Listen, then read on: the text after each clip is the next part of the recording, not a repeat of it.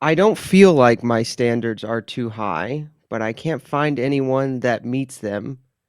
What are some tests or questions I can ask myself to know if they are too high? So it's not like a how do I maintain them, but it's like a how do I know if they're too high?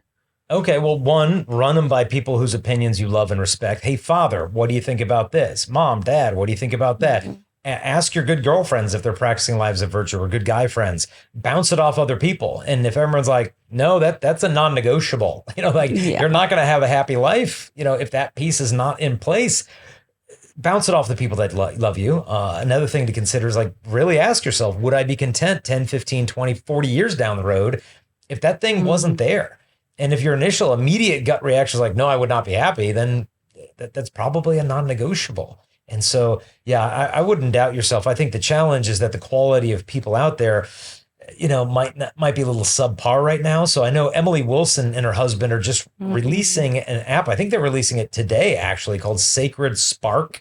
We'll put a link in the show notes to that. But they're releasing this. It's just an opportunity. There's lots of good Catholic apps and websites like Catholic Chemistry, Ave Maria Singles, and now this new Sacred Spark.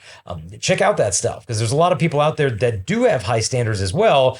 And they're frustrated because they feel like they've been able to find good people in their own communities also. So I would say keep your standards high as heaven. Because like if you're, let's say, a woman, you need to weed out 3.999999 billion guys out of the planet because you only want one.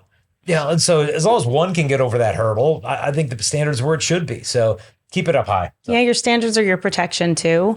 And when you start lowering them, it's just a world of hurt sometimes. And it's good. You may feel like you're missing out or not getting what you want at times, but it really was a protection for me with the high standards that I was holding while I was not dating.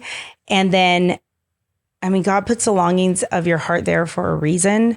And Jason really fulfilled all of the things that I wanted, even though my standards seemed super high at the time, they weren't. And so you just stick to what it is, in your heart that, rings true for you. And I think that's fine. And your standards will be a total turnoff to the wrong guy. Yeah. And a total source of attraction for the right guy. There you go. Yeah. And so always keep that in mind. Like, some guys are going to be really put off by this and be like, oh, what's her deal? But it's great. That's the why you have the standards. It's to filter out the guys who aren't worthy of you. But it's precisely those high standards will attract the type of man that you would want to spend the rest of your life with. So keep those things high as heaven. Yeah. Hey, if you enjoyed that clip, I'd encourage you to please like, subscribe, share, comment. That helps show it to more people. And then also submit your question at the email live@chastity.com or submit your question or call in through our Discord server so we can talk to you in person on our next show.